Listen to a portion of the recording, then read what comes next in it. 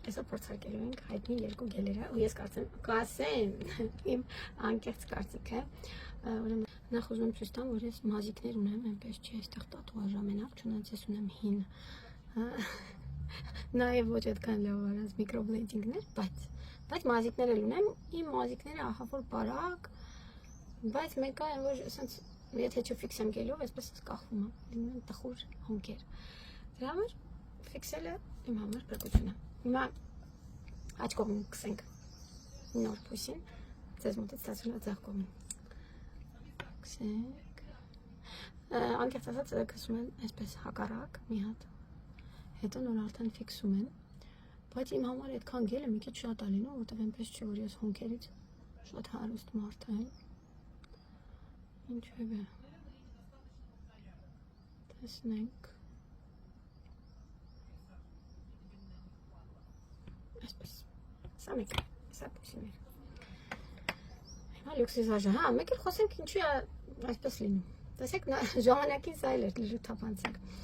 Երբ որ մենք օգտագործում ենք տոնային կամ կոնսիլեր կամ ինչ-որ բան, հետո նոր վերջում ֆիքսում ենք հոնքերը, այդ տոնայինը կամ ինչ-որ դիմափոշին, այդպես կպնում է եւ մեր թափանցիկ գելը դառնում է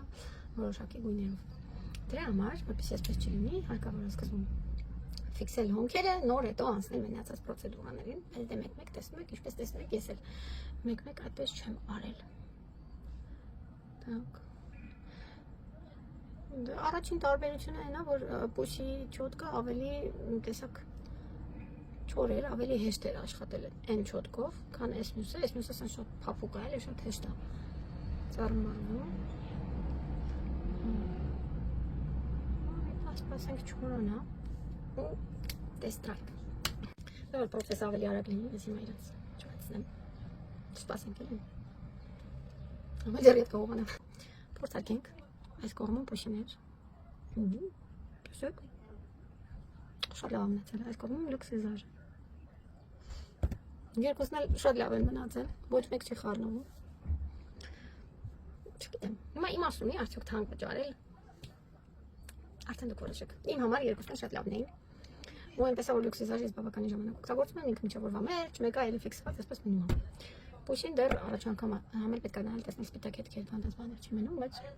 տեսեք սա լյուքսիզաժ։ Սա։ Սա փոշիներ, սա լյուքսիզաժ։ Աբերություն չկա։